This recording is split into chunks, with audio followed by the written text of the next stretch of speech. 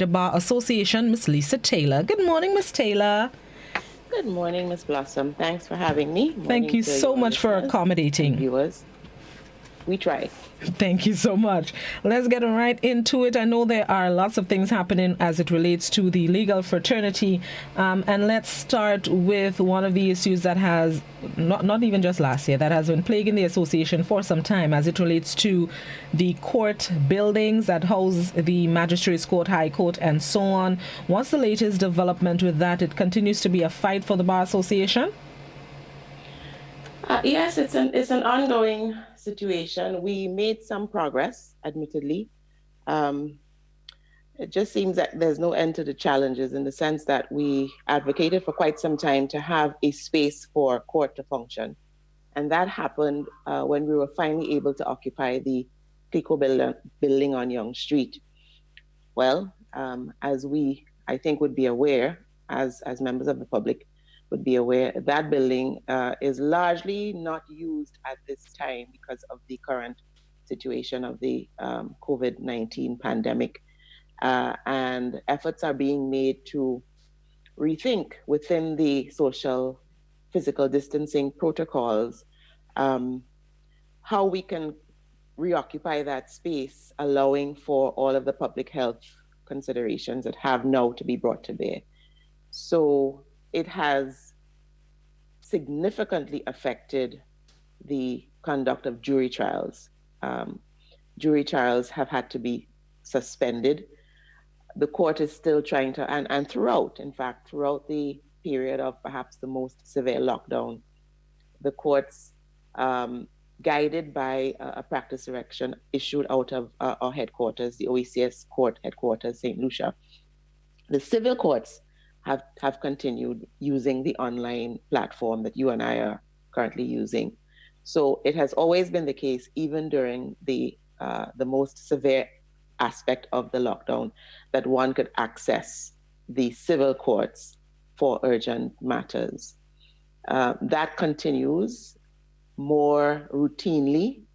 The jury trials cannot take place at this moment. A lot of effort is being made with all the relevant parties, including consultation with the bars going on, to see how jury trials may be restarted. I don't think I need to explain the significance of that because the fact that we can't have jury trials means that those people who um, are on remand and who want to have their day in court, that has been interrupted, and that has significant implications for the liberty of the subject. So, as soon as final arrangements are made to facilitate the holding of jury trials, that obviously will be made public. We continue to struggle with the facilities for the magistrates court. It is not possible to use the online platform for the conduct of hearings at the magistrates court. So what has been happening is that, and I have to here give a lot of kudos to acting chief magistrate Teddy St. Louis, who has led very much by example and has been showing and demonstrating that he is prepared to do whatever is necessary to ensure that the court at the magistrates level functions, at least for the conduct of urgent matters, typically the domestic violence protection order type of situation, and for remand matters to be to go on as best as possible. But we still have a lot of physical challenges, even within that narrowed jurisdiction, as I've said. I think it's been highlighted in the press recently that the number one magistrates court on St. John Street continues to suffer the want of repair. This has been going on for a number of years. Promises have been made. The last I knew, work was to have started there, I believe, last week, Monday. And this is a more acute problem because it is a roofing problem which allows water in. And literally, at the first drop of rain, water pours into that court right around the area of the location of the air conditioning apparatus, so that the court is pretty much brought to an end. So we're trying within the constraints to keep going, because justice has to be served. The public has to have access to the courts. But And this is, I think, an opportunity I'd like to take to really urge the authorities to attend to this problem. It's not a new problem by any means. I recall maybe as far as 2 years ago, I heard the promises being made. I know that people from Works have attended. It's really time to get on with it because we are in the hurricane season. And we cannot have a situation where already the courts are severely affected and now have to be further affected because we can't take care of a problem of water getting into the building. It poses a health challenge for members of the public and the staff who have to routinely endure this situation. Um, so we are in the struggle. Lawyers are not immune to all of the challenges that have been thrown up by COVID, obviously, but we are still determined to try to meet our responsibilities to our clients in spite of our own personal challenges, and to find a way that the public can have access to the courts in some form or fashion. In addition to the suspension of jury trials, how else has this pandemic affected the legal system? And we've always spoken about a backlog of cases. Has this exacerbated the situation? Oh, absolutely, absolutely. We went through a jurist project, you may remember, some years ago to try and reduce the backlog. It just seems that every time we seem to make a little step forward, for one reason or the other, another challenge presents. And we may expect, of course, that because not all civil trials can go on routinely. And you're finding now, as time goes on, there's more and more concern about, even at the level of a civil trial, whether we are meeting the basic requirements of a public hearing. Trials are won and lost on how a witness performs under cross-examination. And that is as true in civil trials as certainly in criminal matters. And you can't have that experience by Zoom. So there are some matters that where the dispute has more to do with a legal difference of opinion, put it that way. You can dispose of those matters sometimes on paper. The lawyers can prepare legal submissions.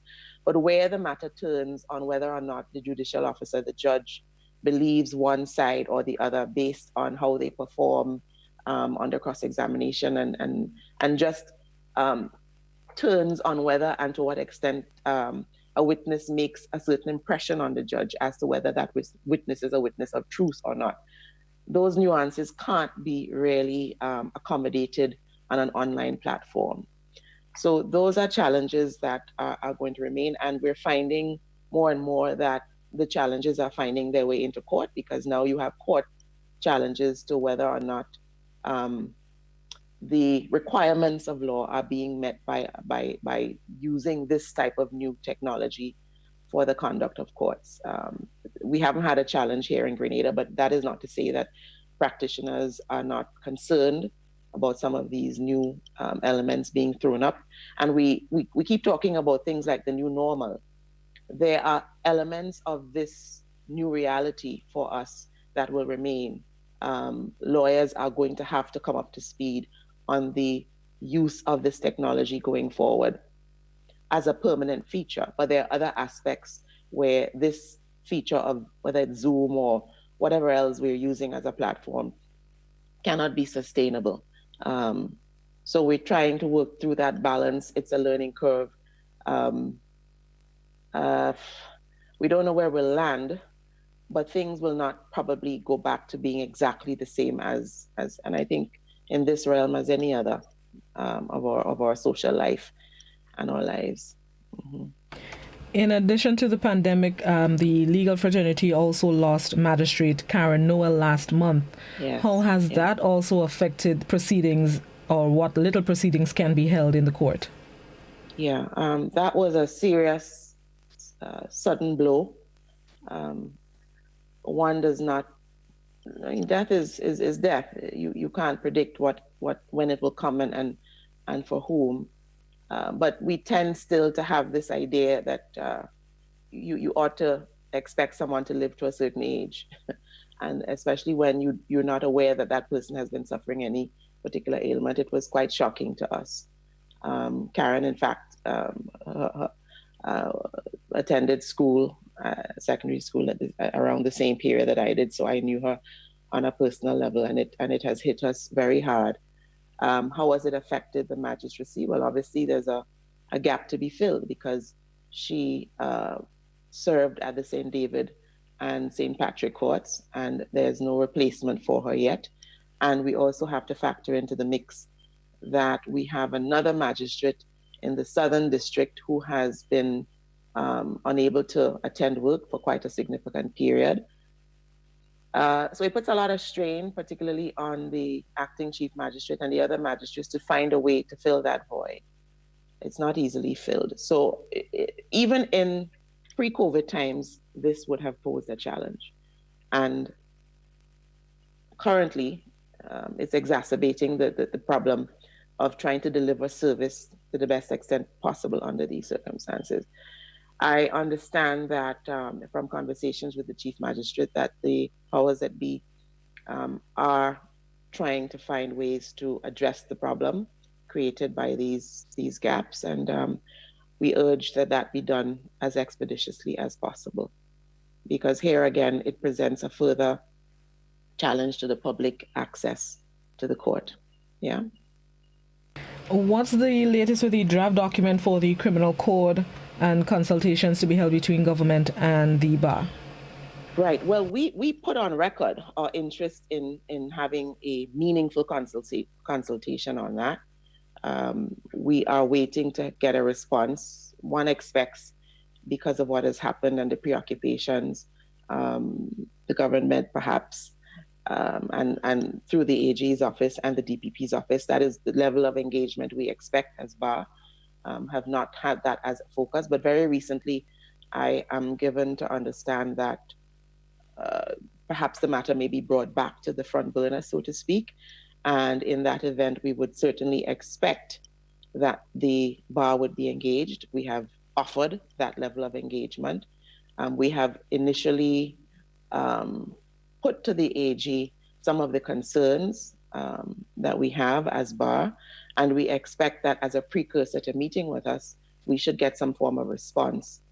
So we wait to see how that will pan out, but we remain interested, obviously, for the reasons we have articulated, in making sure that this is a meaningful process and it is not by any means something that is reactive without the level of deep thought that needs to go into reforming the elements of the law that need reform. I mean, that is something that we can see, that there are elements of a lot of our laws and in that area as well that need reform, but you don't achieve reform by a knee-jerk reaction. Reform by its very nature requires a larger look, a deeper think, than simply to change the law because you think that is the clamor, the clamor of the day, and you change the law without really taking the time to ensure that the reforms or the amendments that you propose will have the desired effect. And that requires an assessment of the state of the law, examining where the failings have been, where the gains have been, improving on the areas where, because we did have some adjustment to the laws that touch and concern these issues, I believe somewhere back in 2012. So it requires an examination. Were the expectations of the amendments in that period met? Why haven't they been met? What can we do to improve? Where can we capitalize on the improvements and the gains that we have? And that requires an assessment. And so it can't just be achieved by amending the law willy-nilly. It must be done properly. And we want to be part of that process. We've signaled that. And so we await a response on that. There is no process for anything that would be perfect, but in a perfect world, if everything was in place that needs to be put in place for the amendment to the criminal code, approximately how long could this process take, everything being perfect, everything being equal, considering all the processes and steps that need to be go through to finalize the amendments? How long can this process take? It's hard to say, Blossom, especially now that everything that you would have known at a particular point in time, the entire cart has been turned over. There are those who may argue whether that may now be as pressing a concern as the public health concern, which is the overarching concern affecting everything. We while we're managing the public health concerns, we have to have a mind for the fact that life will go on, and we have to plan for it. Um, we would just ask for whatever is a reasonable period of engagement, not just with the bar, but with other stakeholders who have meaningful inputs to make in this process. So I wouldn't want to put a time frame on it. We also are mindful of the fact that the problems that have been highlighted by the need for this law continue, and in some instances, because of the COVID-19 situation, may have been worsened. People having to be encamped with others who may be the source of abuse for them, and just the way in which society has been upended. It sometimes, as time goes on, we'll find that it manifests itself in very negative ways, because people are under siege, they are stressed out, they're looking to a future that in many instances looks quite bleak. Unemployment is going to be a larger issue, underemployment, people having to rethink the very means by which they earned a living traditionally. Everything that we consider to be um, normal. I hesitate to use that word, but the norms that we were accustomed to pre-COVID are being turned over. And we have to plan for how we make our way out of that while coming to terms with the existing problems and the new problems that will be thrown up. In that milieu, it's difficult to put time frames, but we just want to urge that something other than lip service is paid to trying to resolve these issues. We don't want to be seen to be changing the law just for the fact of, or for the sake of. We should be concerned that when we do it, we give ourselves a fighting chance that the laws will make a meaningful impact as amended. Yeah. Looking at the list of cases that usually go before the court, over the past years, the prevalent crime has been sexually related crimes. Does that trend continue today, even with the pandemic? Does the trend continue that sexually related crimes dominate the list of cases that go before our courts? I don't have current statistics, but based on my knowledge of how these things have been going on over the period of years that we have paid attention to this trend, as it were, I don't have an expectation that it will trend downwards. I fear it may actually get worse. So whatever has been the case, say pre-March of this year, I don't expect that there will be a change positively, and I fear it may be worse. So we have to prepare, and then of course we're not able to have the jury trials as expected. So the backlog in that area will deepen. There are a few innovative things that are being considered to try and reduce on that backlog, but it is going to be a quite serious problem for all concerned to take on going forward. Um, there are different schools of thought. You'd hear on the one side that this is a problem that is deepening. We're trying to figure out what really is at the root of it. And then you'll hear others say it probably has been a problem as significant as we appreciate it today, in times past, but perhaps there was underreporting. So I'm not quite sure between those two schools of thought where the truth lies, but I think it is sufficient to say that we have a significant problem. We don't know, as I say, what all are the root causes, but that's part of the examination that we have to be able to fix the problem. And it's not a problem only for those who are in the legal system. The legal system is where these things land up to be resolved, in the sense of those who have committed these crimes meeting their proper punishment. One could ask the question, what happens to the victims? Do we have enough in place to assist those who are the victims of these types of crimes? That's part of the story, and that's part of the fix that is required.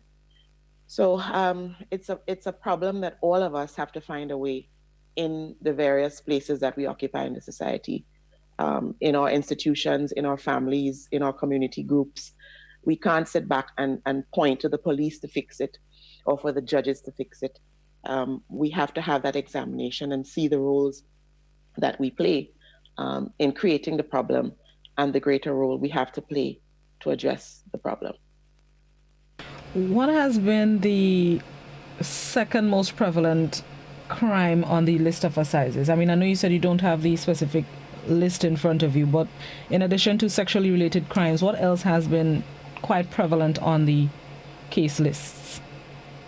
Well, for my part, given our population, the number of homicides, I think when you look at it from the standpoint of the size of the population, is something that should cause us concern. We like to tout the fact that Grenada is one of the safest in the Caribbean, and comparatively, it remains so, and we have good reason to be thankful for that. But we also should not put our heads in the sand and ignore the fact that we have problems of violence in the society. We have a lot of theft that goes on in the society.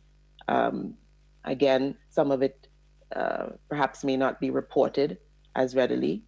We have to be thankful that, and I don't know what to compare it against, but living in this society, one gets the sense that the police are doing a job that, when you compare to what we read about in neighboring countries, compares favorably.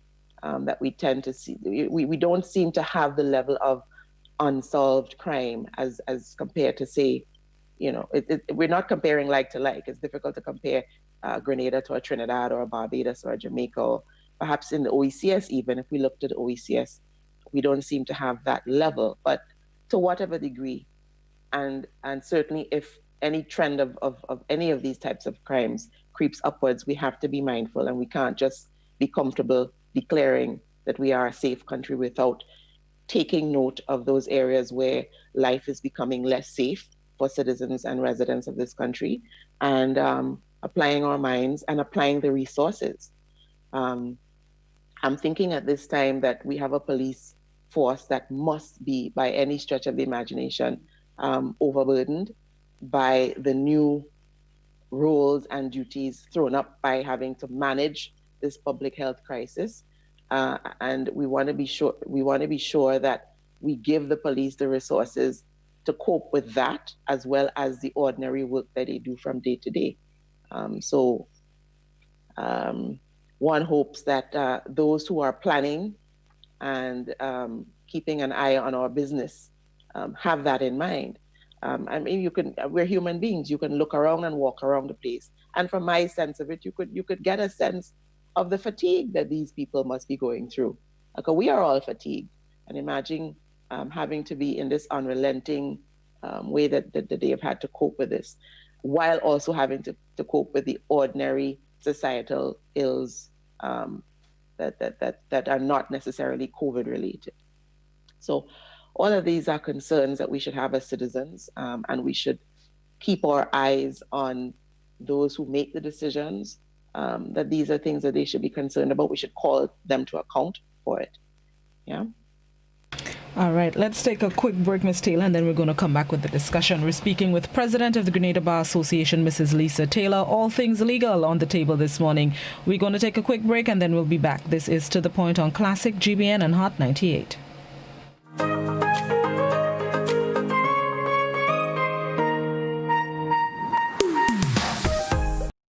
COVID-19 spreads from person to person through the droplets that are produced when someone coughs or sneezes, which makes it easy to spread between people in close contact. Now let's get prepared to stay healthy. To reduce your chance of catching or spreading COVID-19, practice these simple everyday preventative measures. Droplets can also land on surfaces, so ensure that you wash your hands frequently for a minimum of 20 seconds or sing the happy birthday song twice. Avoid touching your face, especially your eyes, nose, and mouth. If soap and water are not readily available, use an alcohol-based hand sanitizer with an alcohol content between 60 and 90%. 70% is ideal. When you cough or sneeze, cover your nose and mouth with a flexed elbow or a tissue. Dispose of the tissue immediately and then wash your hands. If you notice someone has a fever and cough or other symptoms of respiratory illness, avoid close contact when possible. Let's all do our part to ensure that each and every Grenadian remains healthy. Our health is our collective responsibility.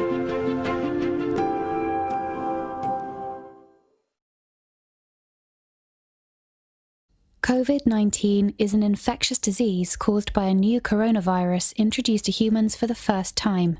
It is spread from person to person, mainly through the droplets produced when an infected person speaks, coughs, or sneezes. These droplets can land in the mouths or noses of people who are nearby. These droplets are too heavy to travel far in the air.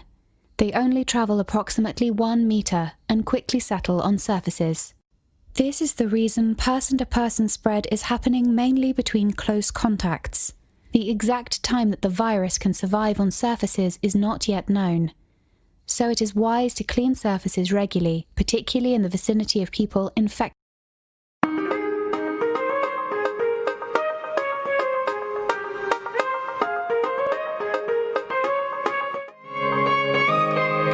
Welcome back to The Point, speaking with President of the Grenada Bar Association, Mrs. Lisa Taylor. We're looking at all things legal, especially in these COVIDious times, as I put it. Ms. Taylor, I want to ask about, I've been met by a few members of the public, and they have inquired about their desire to take legal action against government because they feel like their human rights are being violated with the rules and regulations in place, one, as it relates to the wearing of masks, and two, the closure of Grenada's borders.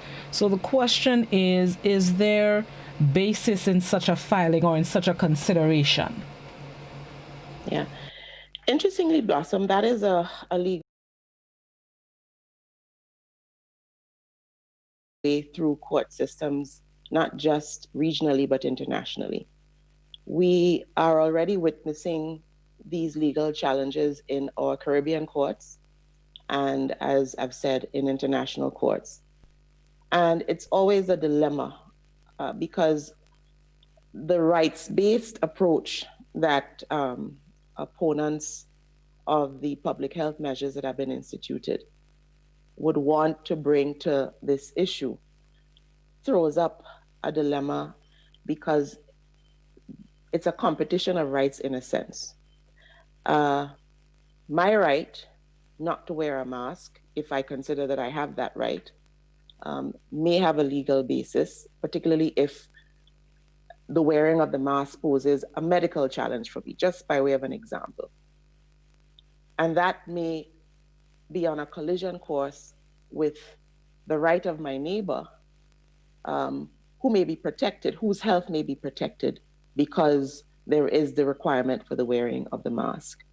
My right to enter my country freely as a citizen of a country, this is something that I believe Trinidad is confronted with because the closure of their borders has adversely affected citizens or nationals of that country who want to enter. And I think before COVID, there might have been the expectation or the belief that there could be no circumstance under which a government could stop citizens of a country from entering. And the public health considerations that are operative now have shown us that that may not necessarily be the case. Is that right in law? The balance is your right to return against a government or a state having to manage the public health considerations for an entire population. Which one should take precedence? And that's really the dilemma. And there may be a legal basis for these challenges to succeed. We are keeping an eye on the decisions as they come forward, because if anyone is contemplating such a challenge in the Grenada courts, one expects that the Grenada courts will not render decisions in a vacuum. There are going to be precedents generated from other courts in the region and internationally that may influence a decision here. Once there are commonalities as far as the constitutional provisions and other elements of the law. So these are interesting times, and it's always a challenge for a court having to manage an issue where there is a collision course between what I call competing rights. I go back to the analogy, and speaking at a personal level, I'm sure you experience it as well, Blossom. The mask is an uncomfortable thing. Those of us who have respiratory challenges, I personally have a very difficult time wearing it for an extended period. So we would certainly prefer not to wear it. But if the scientists are correct that it is one of the measures by which we may protect not just our health, but the health of others. Because if I'm walking around and I don't have symptoms and I think I'm healthy, an errant cough or sneeze may be a deadly thing for the person that I encounter. They have a right to be protected from the risk of what I may bring if I'm walking around. So these are not easy issues, and there are no easy answers here. So from what I have read of some of the legal challenges that have been mounted, and again, to the extent that the legal basis for those challenges outside of Grenada have a common footing as far as the law here be having certain commonalities with the other jurisdictions where these challenges, there may yet be a basis upon which such challenges may be brought. It'll be interesting to see if, in fact, people go forward, how our courts will react. But it is happening. We're seeing it happening in the United States. We're seeing it happening in the United Kingdom. And we're certainly seeing it in the Caribbean. How do we manage and balance those competing rights, the rights of the individual citizen against the rights of the public at large to be protected from the risks thrown up during this COVID-19 pandemic? And what about members of the public who may have issues or want to conduct legal issues against members of the legal fraternity, specifically lawyers? How do we go about doing that? Well, first of all, I have to give the public the assurance, because there is a myth that one cannot bring an action against a lawyer. And I think that myth is born out of the reality that most lawyers that I know of, I think all of us, nobody wants to have to take an action against your colleague, your brother, your sister. But we are not immune from any action that one may want to bring. So under our Legal Profession Act, there's provision for what's called the General Legal Counsel. It serves as, call it the disciplinary arm, if you like, of that piece of legislation. We have had some issues at the bar. We have been engaging with the AG and others that the GLC has not been given the proper resources to function as the law intended. We have been clamoring for the right resources to be brought into that tribunal, the right support so that it can function, because it is an important element of the Legal Profession Act. I don't want to presage what is coming, but I understand that there may have been a positive development recently in the constitution of the General Legal Counsel following the recent resignation of the head of the council.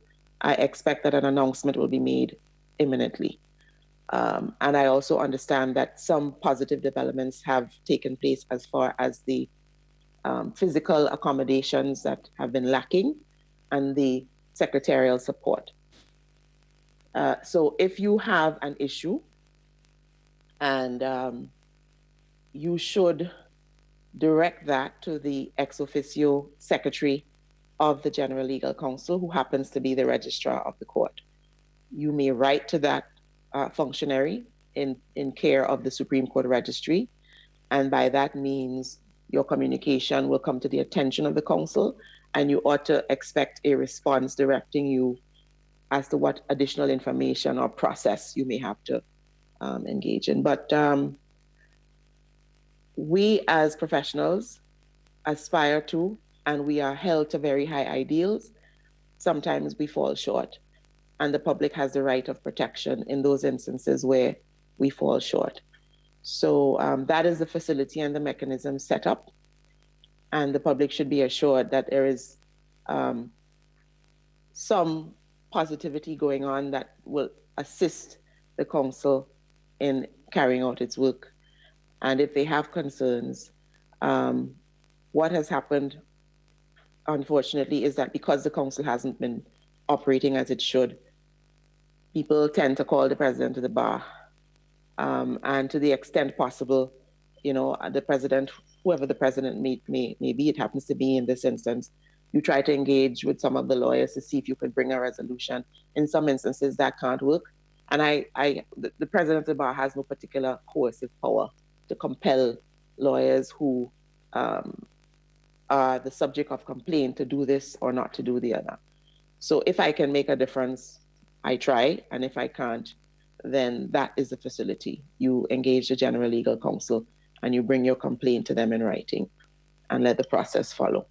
It's a long process. It has been held up by the fact of the under-resourcing, and people get frustrated, understandably, but that is the facility in place. Let's now open the floor for members of our viewing and listening public who may have questions for the bar president. This is your chance to do so. You can call us on the landline 435-2041. You can also message us on the WhatsApp. 435-2041 is also that number. But please, only written messages on the WhatsApp. Only written messages, no voice or video calls, no voice notes, links, YouTube, pictures, videos, only written messages. You can also ask your questions on the GBN Television Facebook page and the Grenada Broadcasting Network's YouTube channel. Let's go to our first caller of the program. Good morning. Yes, good morning, Citizen Welch, and good morning to your guest. Now, some months ago, your guest was on the station, and I asked a particular question. In effect, she deviated and went off on a tangent which did not answer my question. Now, I repeat it here. I wish to speak a little slower, so she take some time to assimilate it. Can your learned guest there please tell the people of this here country how, when, and where the so-called Constitution of Grenada gained its de jure legitimacy, validity, and legal authority? I hope my question is clear. Thank you very much. Thank you, Susan Rollo. Yes, morning, Mr. Rulo. Your question is very clear, and I take issue with your choice of language only insofar as you suggest that I deviated on the last occasion or went off on a tangent. I was very deliberate in my answer, and I will be deliberate today as well. It is a very serious question, and it is not a question that I think can be given due consideration and deliberation on a program such as this. What I think I recall, as I do again, is I invited you to see if we could engage with each other in another forum. And I'm not hard to find, because this is a question that has vexed, I think, greater minds than mine. And it's not one that I would want to give or try to give a pithy answer to in a forum such as this one. So if you are serious in wanting to have a discussion on this issue, and you want us to have an engagement, a meeting of the minds, it's not something I propose to have a ready answer to, and it's not something I propose to try to answer in a forum with the time constraints, among other constraints, as this one. So please be assured that that answer is not meant to deviate. And I think from the measured quality of my voice, no one can accuse me of going off on a tangent or trying to obfuscate or hide from the question. I have been very direct in my response as to why I will not attempt to try and give you the answer. But if you are serious, because it seems to me that this is a question you put at every opportunity, and I don't think you received an invitation from many to whom you have posed that question to continue on in an engagement in another forum. If you choose to avail yourself of that invitation, we can try to start a level of engagement and discussion that might get us to an answer. But I will not attempt to do so in this forum. I hope my answer is equally clear, as was your question.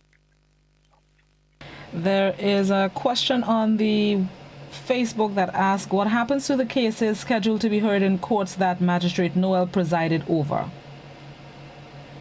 Right. I hope that I can suggest to the Chief Magistrate that some public announcement is made on that.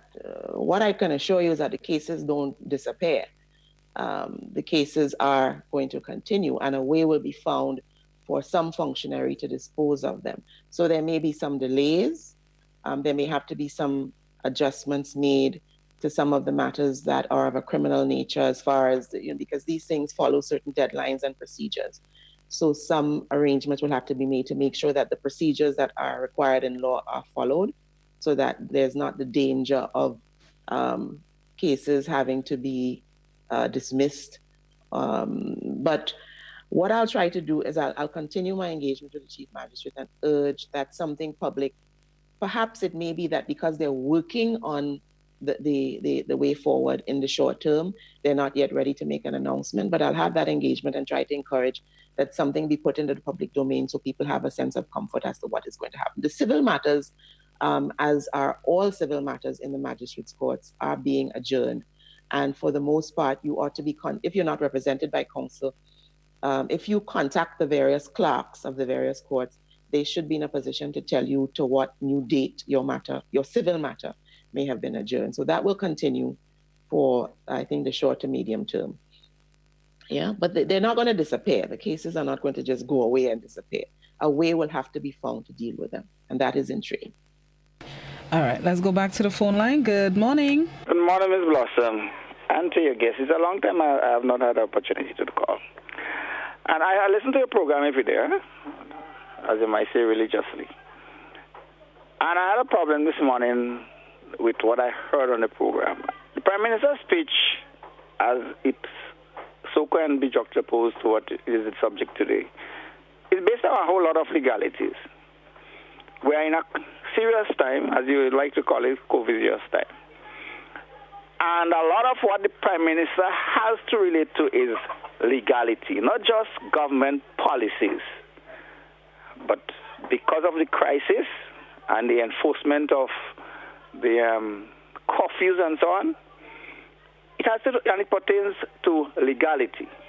Last night, the Prime Minister made a statement, and he stopped just at the end of it, saying that the curfew is extended from 9 o'clock to 11, would be extended, from 9 o'clock to 11 o'clock. And he stopped right there. That's an extension. Our argument being presented this morning that, it is not an extension. That is part of it, of what I wanted to say. But I want to ask your guest, Ms. Taylor, relative to that issue of the expiration of what is called a voter's ID card. I don't know if you're aware of the kind of confusion that has been created in the country right now, where people are going to collect documents or whatever, where they have to present such a card, or where such a card is accepted as an ID for presentation or to legally get what you go for. Like maybe you go to collect some money, you go to do some transaction in some business or whatever, and you need that card, or that card is being used to get that done. Right now, because of the expiration of the card and the fact that COVID has happened and the offices have been locked down, most people are without the so-called new card. But my question is, how legal it could be for to have a card like that being expired when it's creating so much confusion? When the thing is that the card that you have identifies you as the person who you are. On top of that, it is understood that new card you will be getting has the same number that you have been using for all years. What kind of sense that make? How legal is such a thing? Thank you so much, caller. Ms. Taylor? Okay. The fact that we have been operating under these restrictions and constraints should not by any means suggest to the authorities that all of the other pressing concerns that have been awaiting a resolution are going to be suspended indefinitely. And this is one of those examples. This was a very pressing issue before we were consumed by the COVID-19 realities. It continues to be a pressing issue. The approach we have taken at the bar is to ensure and to press for the court system and the legal system to continue to operate and function as best it can, whatever the challenges. Before COVID, we had our own challenges in that the courts had been shut down. And that is where we chose to focus our advocacy, to make sure that when issues of this nature need to be given a court decision, that the courts are functioning, even if not optimally. This is one such situation. Before COVID, I was aware of the possibility of a legal challenge being mounted against this very issue. And what we certainly would be concerned about as Bar Association is to do everything possible to support the proper functioning and to advocate and to urge for the proper functioning of our courts so that these issues can be resolved if it takes a court to render a ruling. Now, I have heard, like others in the community, the explanations that have been given coming out of the Office of the Supervisor of Elections. I have my own reservations about the legality. I speak now in my personal capacity because this is not something that we have studied at the level of the bar as a collective so that I can say to you, this is the bar's position. But I certainly and other lawyers have reservations about the legality of the explanations or the interpretations of law that have come out of the Office of the Supervisor of Elections. At the end of the day, it is not as important to pronounce or render an opinion. That's what the courts are for. You have an issue and you think that a law is being breached. And I have some concerns about, as I say, the legality of the interpretation that has been placed on this card. And my interest is in ensuring that at the end of the day, if a challenge is to be mounted, that the court has the capacity to render a ruling. That is why we have a judicial system. I am not so concerned about the court of public opinion, about coming on a talk show and rendering. I want to make sure that the powers that be ensure that our systems are continuing to operate, even though we understand the constraints we are under. So it is, for me, more significant that this finds its way. Because if we have differing views, and we do, even within the Bar Association, as to whether this is legal or illegal, or whatever the case may be, ultimately, what we want to make sure is that the court can be outfitted and resourced to render a decision and put paid to all of the differences of opinion, because that's not as important as having finality and certainty on something as fundamental as this is for our society generally. So that is how I choose to address that kind of question. And people will understand that if you look at, though we have encountered challenges that were unexpected, as a Bar Association executive, we didn't expect to have to be preoccupied the whole of the first year trying to clamor for government to do something as simple as ensuring that we had a functioning court. And like all of us in the society, we know what COVID-19 has meant to the interruption of systems and the like. But that notwithstanding, our abiding concern as Bar Association is to make sure, to the extent possible, even within our economic and other constraints, that the resources are placed where necessary to make sure that our judicial system functions, so people who have these urgent and all issues of law can find a way to have a rendering. Because you can have any number of opinions expressed on any number of talk shows. At the end of the day, what you need is that your court system functions, that you can have finality and certainty about these pressing issues. So I think the authorities should be in no doubt that we know what is happening with COVID-19, and we know that the disruptions that have come about.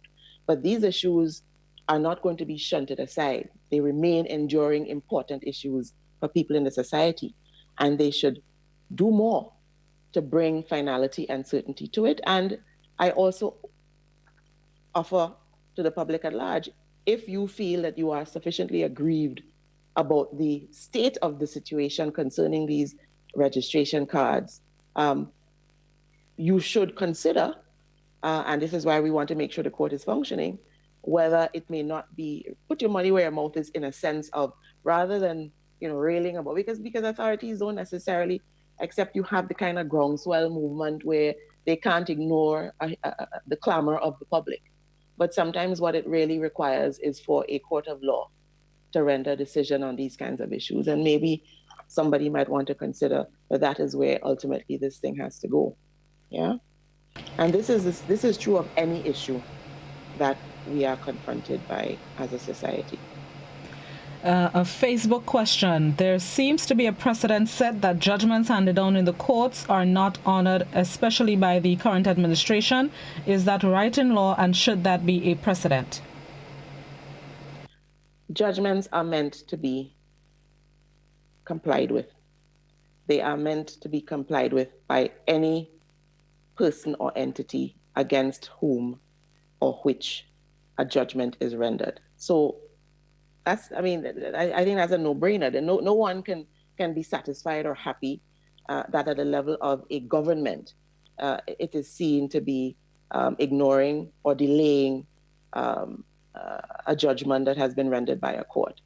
I have not heard of any, and I don't think there ever can be, because the nature of our judicial system is such that when a judgment is rendered, it is expected that there would be compliance.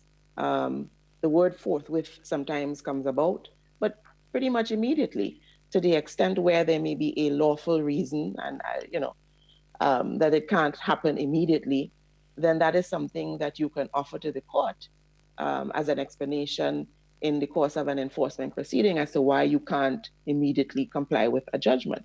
Absent that, it leaves a very bitter taste in the mouth of the public at large, because if the government is not complying with judgments of a court, then what does that leave for the ordinary citizen?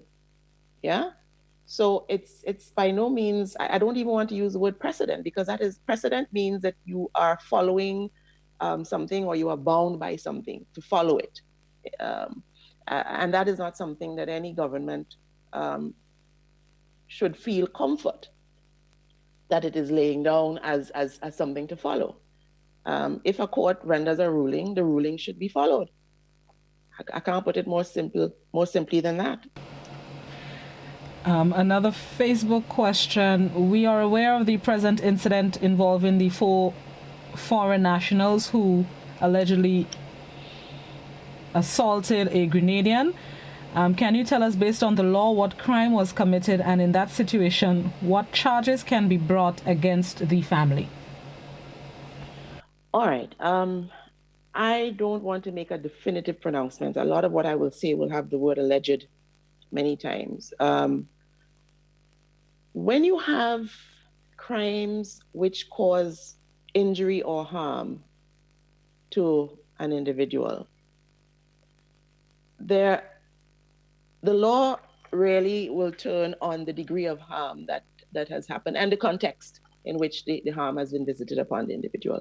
So I don't know, I'm not privy to the medical details yet, right?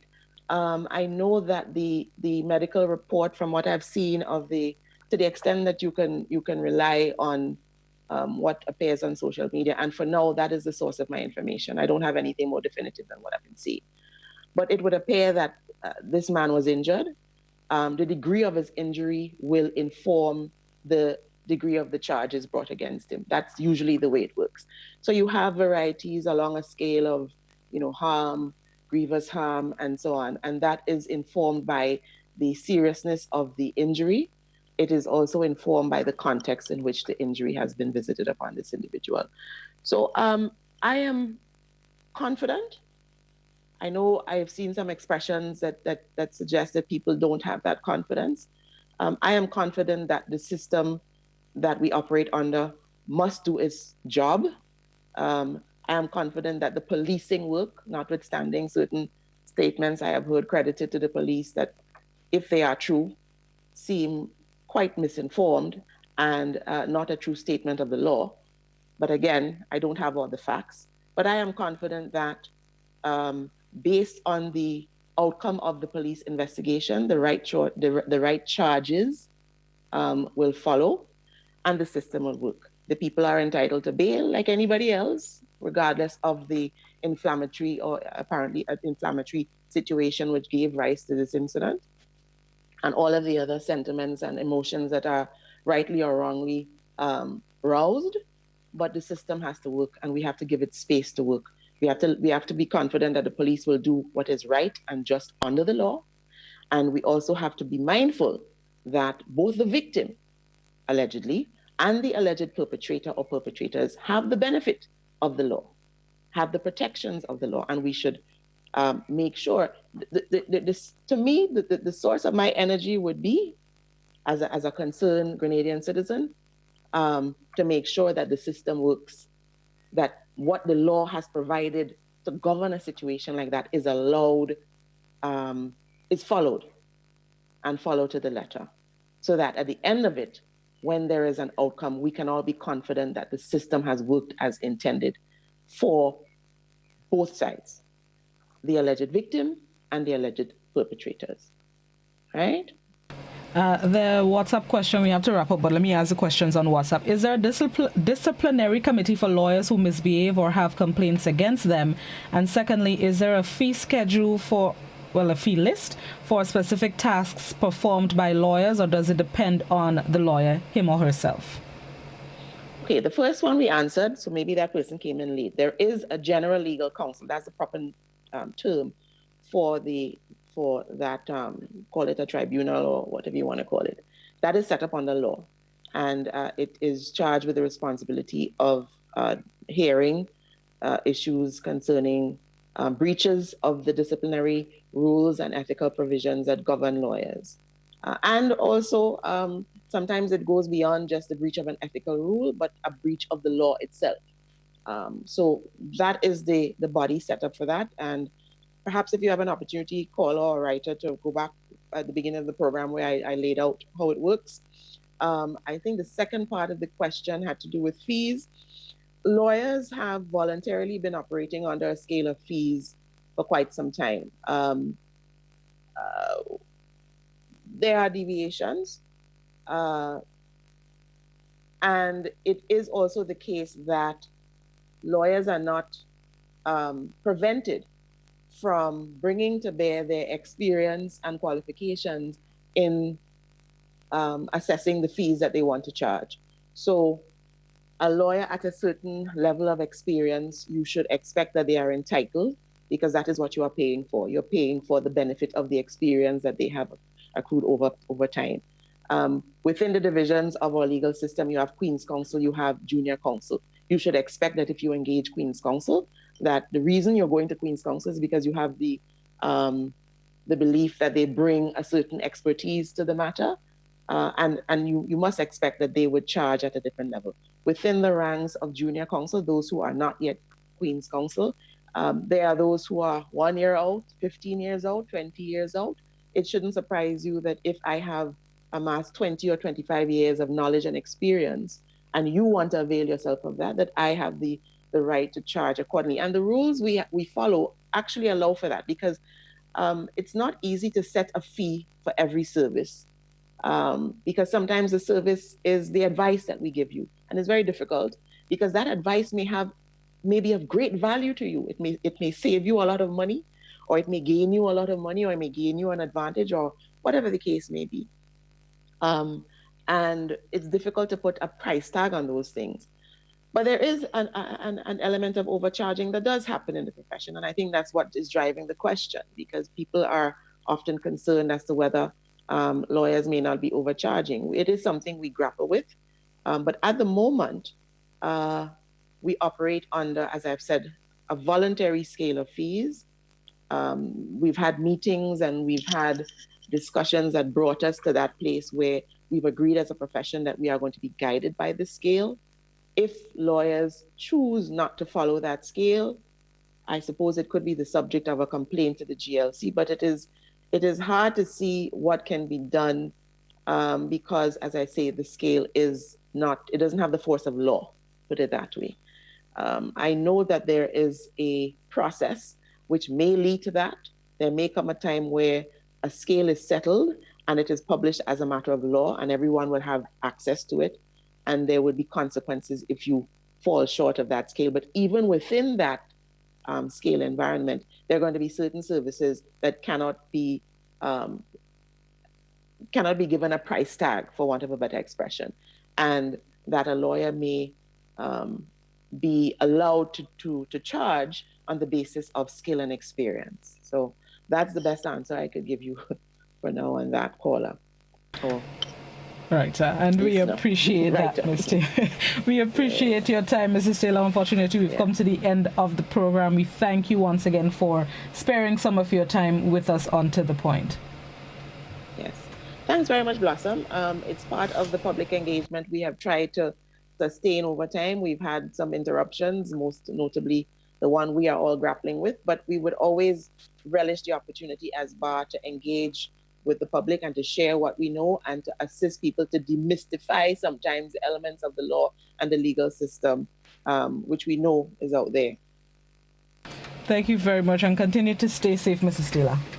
And you do the same. I'll do my best. Thank you so much. Thank you very much. All right. That was President of the Grenada Bar Association, Mrs. Lisa Taylor. We thank her once again for being our guest on To The Point this morning. That's the end of my time and the end of the program. Thank you to all our viewers and listeners who tuned in. Those of you with your comments, questions, queries, concerns, thank you once again. Joseph is up next with Mid-Morning Buzz. He'll take you to midday. Have yourselves a productive Monday. Be safe. God bless.